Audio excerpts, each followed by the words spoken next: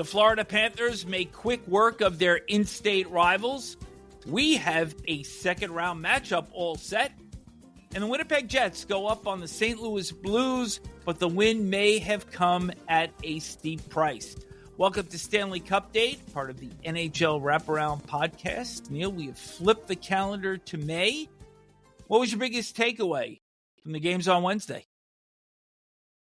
Well, for me, I mean, there's some from every series, but the teams that were dominant in the regular season were dominant in last night's game.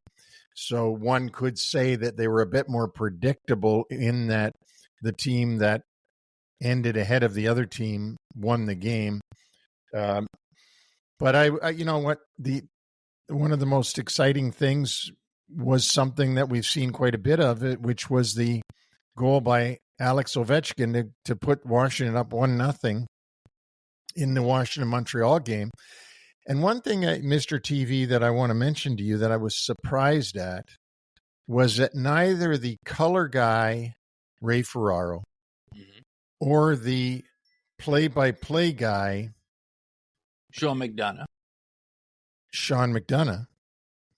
said anything about the fact that Dvorak broke his stick on the faceoff, which gave a clean win to Strome for a clean win right back to Ovechkin and into the net. And nobody mentioned that. And it was so clear that that's what happened, was that Dvorak might have got a little piece of the puck, but that was like he wasn't even there, how cleanly Strome got that back. They did run a clock back. It said it was 1.3 seconds from puck drop to back of the net. I hate that term, by the way, back of the net. Just only has to get over the goal line. Right, exactly. Well, I don't know why they use. I don't like the word. I don't like how they've made it common now to say the cage. He took it around the cage. I mean, that like, there's no cage. There's never been a cage. Yeah. But did you notice that? Did you notice that they didn't mention Dvorak breaking his stick? Yes. But that will be part of our Parland show, meaning cage, for later on. Okay. All right. But that's my takeaways. All right. Good. We're going to start the show with the defending Stanley Cup champs. Give them a little bit of respect for the title that they still own until somebody takes it away from them. They take out the Tampa Bay Lightning in 5 games with a 6-3 win. On the personnel front, Brandon Hagel out with the injuries suffered at the hands of Aaron Ekblad, who was serving the first of his 2-game suspension. Game started okay for the Lightning, with Gage Gonsalves opening the scoring at 2:33, but less than 3 minutes later, just 12 seconds into a power play, Carter Verhaeghe ties it up. And this is just something with the Panthers that, we can go down. Crowd could be going for the home team. We just answer right back. It's championship maturity, I think, that we saw right there. It is, and it's playoff hockey and the way the Panthers play. And particularly once the playoffs start, they put it into a different gear. And Tampa just couldn't put their team into that other gear, playing the way they play, and also with the fact that for whatever reason, Nikita Kucherov cannot score in the playoffs. Good segue, because maybe starting to do just a little bit too much, because midway through the first period, he turns the puck over just across the Florida blue line. Brad Marchand to Anton Lundell. It's a 2-1 lead for the Panthers at that point. But give the Lightning credit, because just 2:10 after that, Nick Paul, who always manages to show up in the postseason and the regular season for that matter, ties the game. So it's 2-2 after the first period. It is. And you know who I thought played great for Florida all night, and you just mentioned him, he was in on this goal, was Brad Marchand. That's the best I've seen him play in a long time. He was involved in everything. 4 assists in the series, but as we'd mentioned earlier, third line with Lundell and Eetu Luostarinen, they combined for 9 points last night. And when your third line is delivering like that, it takes a lot off of your top 6. I don't know how you beat a team that can have a third line that can create that much. That's really hard to beat that team. So not only do you have to worry about the first line and then the second line, but you got to worry about the third line. That's a tough team to beat. Well, speaking of first line, in the second period, Alexander Barkov with a tip to make it 3-2, but Jay Gensel tied the game. And then the goal that put the Panthers ahead to stay. Coming out of the penalty box, Sam Bennett on a 2-on-1. Nice shot, far side on Andre Vasilevsky. But as this series continued to evolve, I think the Lightning needed the big save in the big spot from Vasilevsky. And quite frankly, they didn't get it in this series, and only an .872 save percentage. I agree with you totally. And the Sam Bennett goal was a bad goal. Yep. The Sam Bennett goal was just coming down the ice, took a real good wrist shot, and cleanly beat a guy who we rank in the top 3 goalies in the entire world. He did not play to the Vasilevsky level that we're used to. The insurance goal in the third period, scored with just under 7 minutes left. Luosterainen completing a 4-point game.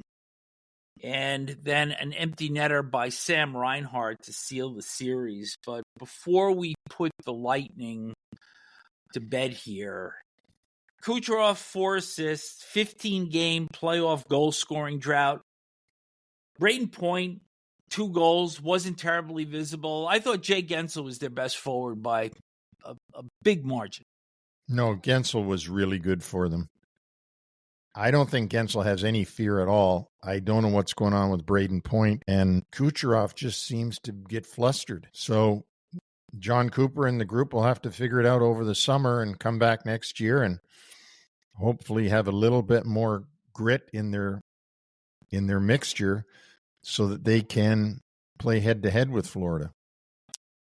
For Paul Maurice's group, I found that they played this series really on their terms. And going in, I believe that we both thought that the team that was going to be able to dictate their style the best, meaning Tampa Bay with the skill and Florida with a little bit more of the grit, although both teams have what the other is specializing at, I thought that the Panthers really played the majority of this series to the system, to the style, and just to the overall cadence that they wanted to.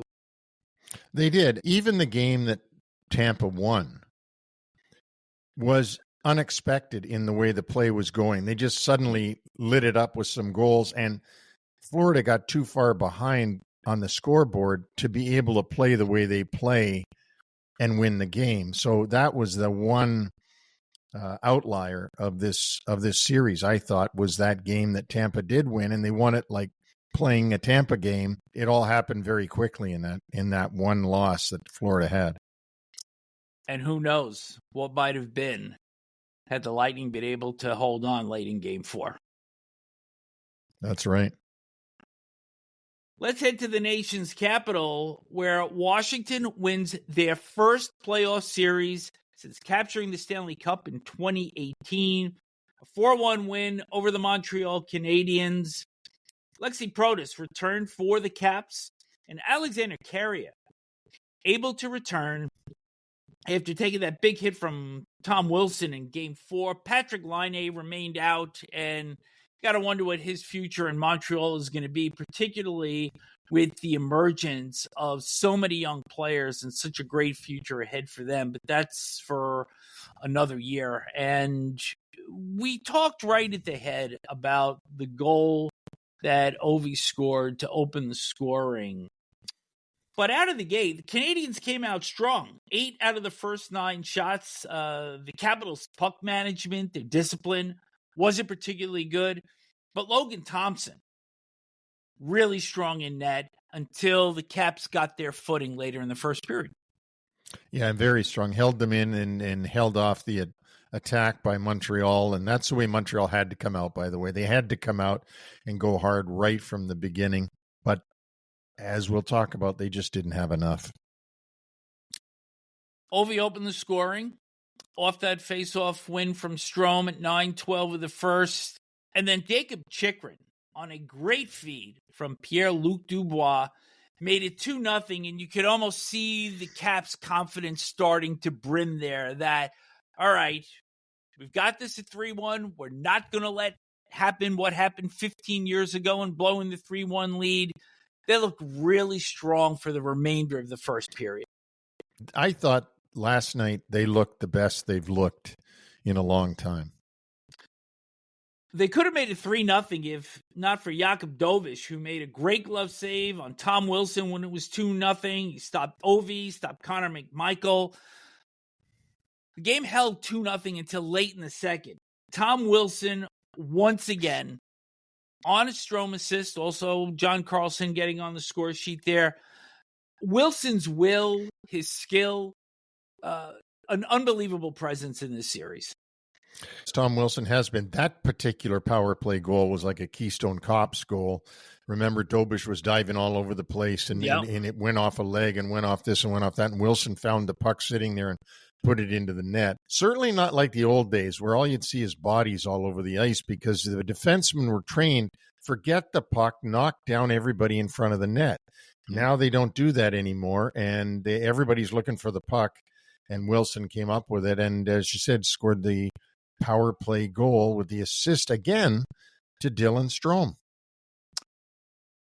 Once we got to the third period, we went back and forth on this. Trying to close a game in the regular season is one thing.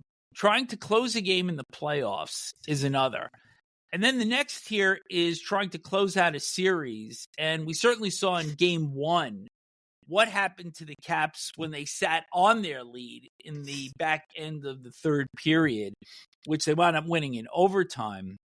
And Emil Heinemann scores at the 2:40 mark, and you're watching carefully here to see how Washington's going to respond, how they're going to defend. And even though they gave up some chances, Thompson stayed strong, and I thought just the overall collective effort by the Caps in protecting this lead was far better than it was earlier in the series. Oh, it was. And as I said, I think this was their best game, Washington's, of the playoffs so far. So the game ends. Brandon Duhaime with an empty netter.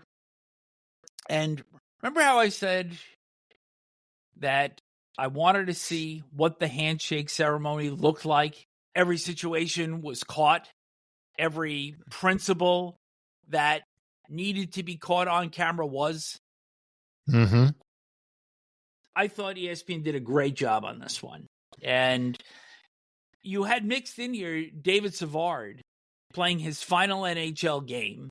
So that got some attention also because you could see all the Canadians that were giving him hugs. But once the handshake line started, they caught everything last night. Tom Wilson and Josh Anderson, great exchange. They caught Ovi with various players. They caught the coaches. They caught the goalies. And some of these interactions were literally happening simultaneously. And I thought the cuts back and forth were really, really good. Well, I didn't really see the handshake because I moved over to the other game right away. But how was the one with Anderson and Wilson? Very cordial. Very cordial, very respectful, and it's what playoffs are all about. There's the physical piece, there's the lip service, there's the gyrations that Wilson gave up in Montreal, but when it's done, it's done. And the sportsmanship that is shown and the respect that players show each other is something that makes this Stanley Cup like nothing else that you see in sport. Unless you're Milan Lucic.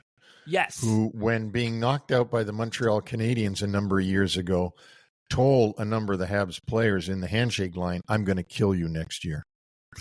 There's always the outlier. Yeah. So the Caps will now go on to face Carolina in the Eastern semis. 2024-25 regular season, both teams won twice, with the Caps winning one of those games in a shootout. Their only playoff meeting came in 2019 in the opening round. The Hurricanes overcoming 2-0 and 3-2 deficits to win the series. And they were down 3-1 late in the second period of Game 7 to win that in double overtime. And I remember watching that game, Neil, where once it got to the extra session, the Caps looked worn down.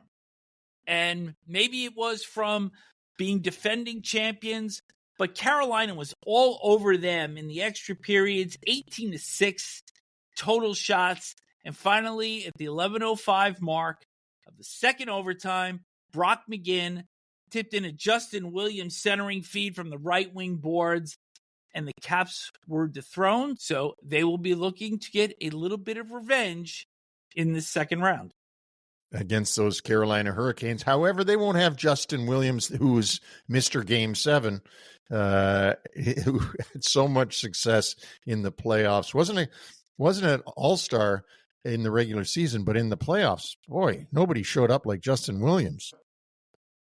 Any early thoughts on this series? We'll certainly do our preview of round 2 early next week, but any thoughts going in? You know what? I worry about Carolina. I just don't have a lot of confidence in Carolina that they can. In what way are they going to bring it that is overwhelming? They're overwhelming in shots, but they don't necessarily, quote unquote, reach the back of the net. But what did you say? I hate that. Stop it. But they're not overwhelming in any other area. And certainly Logan Thompson is going to have the upper hand on the goaltending, no matter which guy it is. And so I don't know if Washington plays the way they played last night, my chips would be with the Washington team. And certainly with the Anderson-Kochetkov combo, it's the same one that they had last year. They fell in the second round last year. And this was an area we felt they needed to upgrade. And Anderson got hurt in Game 4. You have a little bit of an update on him? Well, he's skating today before the Carolina team practices. He's out there early, I guess, with the goalie coach, which tells me he's not going again, depending on when that series starts. Probably start maybe as early as Monday or Tuesday of next week. But I think either way, there is a significant advantage in the Washington net. Oh, I think so. I think Logan Thompson is much more dependable. By the way, Logan Thompson has a great story for people to be inspired by, not giving up. Undrafted, worked his way through the system, ended up with that chance in Vegas, and now is, the number one for Washington. The only series that was not decided on Wednesday, St. Louis and Winnipeg, and the Jets take a 3-2 series lead over the St. Louis Blues with a 5-3 win. A lot to unpack in this game. Gabe Vilardi was back for the Jets, returning from an upper body injury. His last game was on March 23rd. Ryan Suter was in on defense for St. Louis, replacing Tyler Tucker, who they actually got some good news on with that right leg injury suffered in Game 4. He is now listed as day-to-day, so it is possible that we could see him at some point, if not during the rest of this series, then if the Blues move on. I was looking for a big start from Winnipeg in this game after what I believe were two very subpar performances in St. Louis in Games 3 and 4. And we got that with Kyle Connor scoring for Mark Scheifele at 1:23 of the first period. However, Nathan Walker tied the game 2 minutes and 19 seconds later, tipping in a shot from Colton Parayko. And then Nino Niederreiter at 8:39. And overall, you could just see that there was more juice in the Jets game. Yes, there was. They were on home ice, and I think they realized I mean, who wouldn't? That they're playing against a formidable team with St. Louis, and St. Louis scared the heck out of the President's Trophy winners. They knew they had to buckle down in this game, and that's what they did. So we saw some good, some great, some not so good from Connor Hellebuyck, who was really under a microscope for this game. Because at 1-1, before Niederreiter scored, he made a terrific stick save on Oscar Sundqvist. But then in the second period, gave up somewhat of a soft goal to Jimmy Snuggerud to tie the game. So people could say that he was back on his game, but the truth of the matter is the St. Louis Blues only generated 19 shots in this, and he still gave up 3 goals. So his save percentage for the game was only .842, and it's .822 for the series. And when you look at his positioning, he doesn't really look comfortable out there. I don't think he's coming out and challenging pucks. He looks like he's losing his angles a little bit. So a win is a win. It's important. It's a building block. I don't think his game is totally there yet by any stretch. No, I agree with you. He's not playing the way he did in the regular season when he made it look easy. He did make some spectacular saves, like that paddle save you talked about just now. Right. But you make a save like that because you're out of position sometimes, right? That's why you have to somehow make that amazing save, which he did. I don't think Connor Hellebuyck is back on his game yet. And for Winnipeg's sake, I hope he gets there quick because as you just said, you can't give up 3 goals on that many shots. You can't win with a goalie with an .840 save percentage. Let's go backwards in this one for a second, because this is really the key piece of this game and potentially this series. Mark Scheifele was involved in, from what I could count, 4 moderate to thunderous hits. During the course of the first period, he had a hit on Jordan Kyrou. Luke Schenn blew him up. And then the big one, Radek Faksa hit him. And he did not return for the second period, nor for the rest of the game for that matter. And there was some chirping after the game between the two coaches because Jim Montgomery believed that it was the Faksa hit, which was in open ice, which was actually a clean hit, was the one that caused Scheifele to miss the rest of the game. But Scott Arniel contends that it was the Schenn hit, which had happened prior to that, because he played, I believe, 4 shifts after the hit that he absorbed from Schenn. Jim Montgomery said, look, I want to make it clear, 55 got hurt from the Faksa hit. You know, he played 6 minutes after the Schenn hit. He didn't come back after he got rocked by Faksa. Scott Arniel was pissed off at Montgomery, and he said, I didn't know Monty got his medical degree. Trying to say how our player got hurt, he's way off base. He should not make that comment. So, and then Arniel goes on to say, there's some things that have been going on in this series, and that was a repeat of what we've seen before, a player leaving his feet and hitting a player in a very unprotected spot, almost blindsiding him. Not happy how the call was made. 2-minute minor, not even looking at it, is what I was upset about. It's something we have talked to the league about for 5 games. So we'll have to look at that Schenn hit and see. Did he leave his feet? Was it something they should have said was a 5-minute penalty so that they could have reviewed it? I don't know, but I'm going to look into it. And for the record, the Faksa hit was not penalized, and nor do I think should have been. I thought it was a really good open ice hit. Well, and it could have been a combination of the two. You know, you get run through by Schenn, and then 6 minutes later, you get hit hard by Fox, and you're like, oh, you're hurting. So that could have been it. And he just dropped on both of those hits. He went straight down. Yeah, obviously. Crucial player for the Winnipeg Jets. We had mentioned the Snuggerud goal that tied the game at 2 at 6:06 of the second period, but Dylan DeMello gets a shot that goes in off Parenko to put the Jets ahead.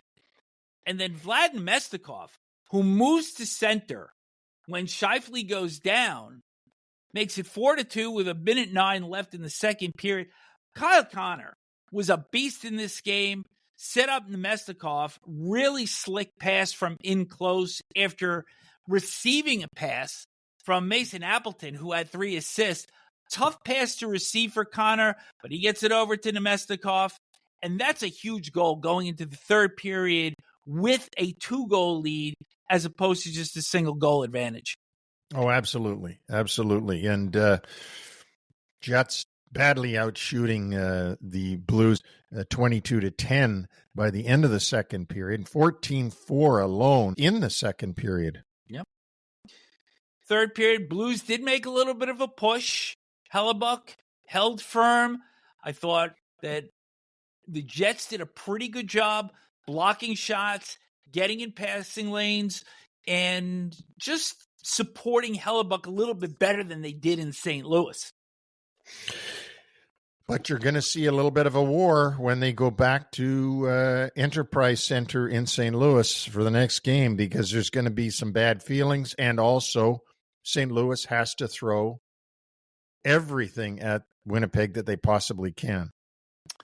The team swapped goals late, empty netter by Adam Lowry with 3:13 left, and then Nathan Walker with an by-the-way goal with 53 seconds left. Game 6, Friday at 8 o'clock. It is a standalone, so we can devote our attention just to one game finally in a night. Yeah, that will be fun. We'll have a 5-minute Cupdate the next day. We never have 5-minute updates. Thursday games. Let's see what we're looking for here. And this is a split card between TBS and ESPN. Toronto at Ottawa kicks it off. Game 6. Maple Leafs lead the series 3-2. Leafs win the first 3. Senators win the next 2. The heat is on Toronto. The game is in Ottawa. Is this the assumed win for the Senators, that they're going to bring it back because they've got all the momentum and Toronto's got the history and all this stuff, and we're just thinking, okay, don't even play this game. It's going 7. I'm not thinking that way. I think it's this is a different Toronto team than I've seen in the past, and it wouldn't surprise me that Toronto wins that game and ends the series. However, for all of the people that want to be naysayers about Toronto, I'm sure there's a ton of people out there that says, Toronto's going to blow it again, and they're going to have to go and win in Game 7 back in Toronto. This is the way Toronto always plays. So I don't think it's the same Leaf team. I know it's not the same Leaf coach, and we'll see. I mean, that's number one on my must-watch list. What's the one thing that you're looking for from the Leafs in this game that will turn a page for them, so to speak? They got to score early. They got to score first on Ullmark. They got to get a puck into the net to get their confidence, to get that nervousness about how they could get beat. They got to make Ottawa play from behind. Because What if they don't? If they don't, I think they're in trouble. Remember, this building in Ottawa is going to be 50-50 Leafs in Ottawa, right? And the fans are going to be clamoring. So when you're playing in front of your own fans, it's usually at home, and that makes you a little bit uptight, right? We've talked about this before. Yeah. When you're on the road, it's just you against the world. Well, it's not like that when you play in Ottawa. If you're the Toronto Maple Leafs, half the building is your fans. If you get behind, you're letting down half the building, whereas you shouldn't be if you're there by yourself. I mean, just as a normal road team. So it'll be interesting. I think they've got to get the lead, and they've got to just hold the lead, and Stolarz has to be equal to the task. Ullmark was great in the shutout, but I mean, it was a game of inches. Matthews hit the post. If he scores, the whole game might change. That game, 7 p.m. on TBS. ESPN gets into the mix at 7:30, Vegas and Minnesota, with the Golden Knights leading that series 3-2. I think if there's any series that has been destined to go 7, just based on the evenness of the play between the two clubs, this one is it. I think so. I think you're right, and I think that this will get pushed to 7. I'm very impressed with Minnesota and the difference that getting Eriksson, Ek, and Kaprizov has made to this team. They look like a completely different team, but the parts are all fitting together now, and the parts weren't there before. So I'm sure if we asked Bill Guerin, he wouldn't be surprised that there's been a big change in his team once they got healthy. I think we could expect Philip Gustafsson to be in goal. Marc-Andre-Fleury gave up the overtime marker in game number 5 to Brett Howden, but have to think that he has overcome his illness and will be in goal tonight. You would think so. I don't read anywhere where they're saying he won't be. So I would think they'll be back with Gustafsson again. The third game, 9:30 on TBS. Dallas in Colorado with the Stars leading 3-2.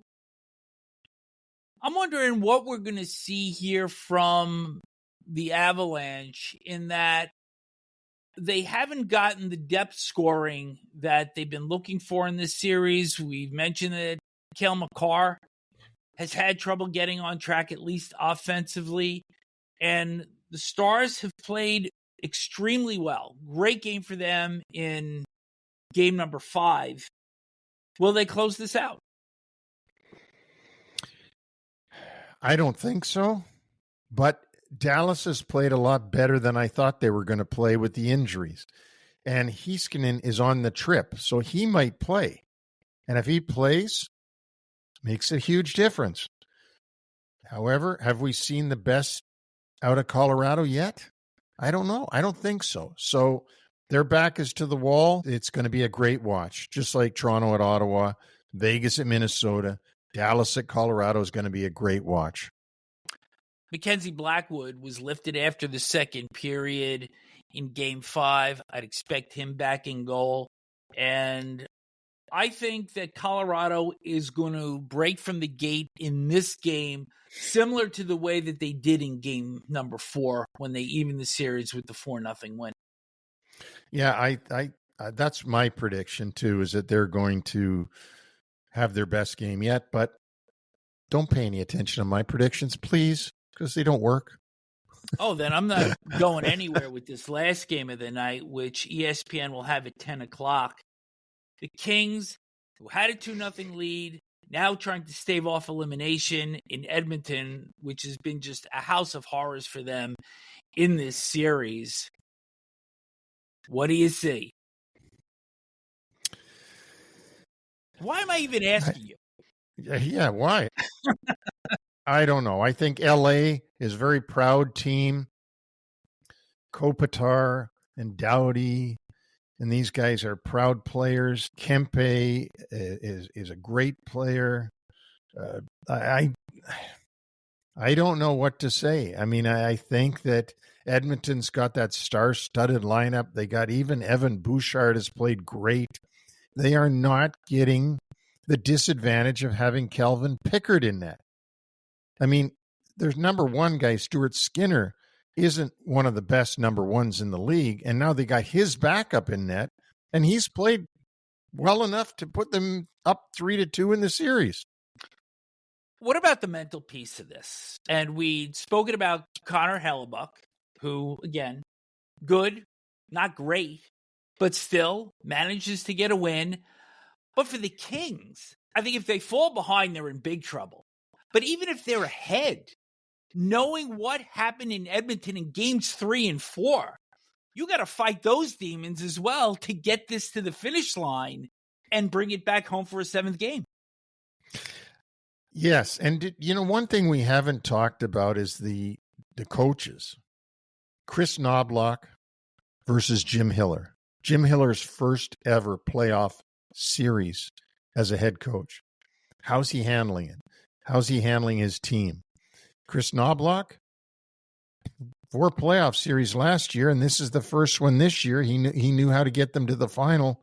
And Game 7 last year, he's stewarded them from a 0-2 start to now up 3-2. Does that swing the pendulum over to Edmonton? Well, I think Hiller already did that with his ill-advised challenge in Game 3. Yes, and it was, as you say, ill-advised. A little bit of news from around the league, and this one came down actually a couple of days ago, that the 2026 NHL All-Star Game will not be held at UBS Arena. Instead, there will be a kickoff event at the arena leading up to the Olympics in Milan. There will be a more major hockey-type event in 2027. Location still to be determined. Neil, I'm just wondering if that event is going to be the commissioning of the NHL Wraparound private jet to take us over to Italy. That could be the case, because by then we'll be rolling in money. Yes. You might say that our paychecks will be mammoth. Speaking of which, it appears that the nickname for the Utah Hockey Club may have been accidentally tipped off on social media on Wednesday. Club officials are not saying whether or not Mammoth is indeed the team name, but if it is, do you like it? No, I don't like no S at the end of names. I don't like the name Avalanche. I don't like Wild. I don't like Lightning. I like an S at the end. So you get used to them after a while. Kraken, by the way, I don't like. You get used to them after a while, but I like more traditional names. I think it should have been the Utah Outlaws. That was one of the 3, and the only one that had an S at the end, because the 3 were Utah Hockey Club, Utah Mammoth, or Utah Outlaws. And I thought I would like to see them called the Outlaws. Do you make an allowance for Red Sox and White Sox with the X? Yes, because he was on the Red Sox. He was a White Sox for a while. If that was singular, what it would have been was the Boston Red Sox. So just the one X, sock. Yes, so the X sounding like an S that still passes in your book. Yes, because the Bronx, for example, in New York, which started out as Bronks, because it was the name of the family that owned the land up there. Yeah. And somehow over time was changed to Bronx. Still sounds plural. Great history. Great segue. It's May 1st. And this day in Stanley Cup history, we had a pair of Game 7 overtime winning goals in 1992. Russ Courtnall, 5:26 of the second overtime against Frank Pietrangelo, who made 53 saves in that game. It was the second time in 6 years that the Whalers fell to the Habs. Last time before that was Claude Lemieux in 1986. And a year later, Nikolai Borshevsky tipping in a shot from Bob Rouse at 2:35 of overtime. The Leafs went on to beat the Blues in 7 games in the second round before dropping a 7-game decision to the Kings, which would have gotten them in the Stanley Cup final against the Canadiens that year. But the one thing I remember about that Maple Leafs team was in the second round, Doug Gilmour behind the net with a spinorama to tuck one in past Curtis Joseph. Doug Gilmour was an extremely talented guy and very popular with the Toronto Maple Leafs. Still to this day is very popular with the fan base in Toronto. And in 1993, it was also the year that they said that, didn't they say that Gretzky should have been penalized for something he did to Gilmour in that series? Yes, because at that time, the rule was that if you cut a player, it was a game misconduct automatically. And Kerry Fraser, who was the referee, did not eject Gretzky, who, oh, by the way, winds up scoring the winning goal in overtime to force the Game 7 in which he got a hat trick to send the Kings to the final. That's a real good memory when you can come back with the spinorama move by Doug Gilmour. That's why we do these. And what did we say at the very start of our venture together? That in order to appreciate where the game is now, you've got to have a good appreciation of where it's come from. And I'm sure a lot of our older listeners really enjoy these things. And hopefully it actually encourages some of our younger listeners to go back, look at these clips, and see why we find these moments to be so great. Absolutely. And let me give you another piece of news before we sign off. Okay. The Hart Trophy finalists have been announced. Mm-hmm. I'm going to let you guess at who they are because I think you'll get it right.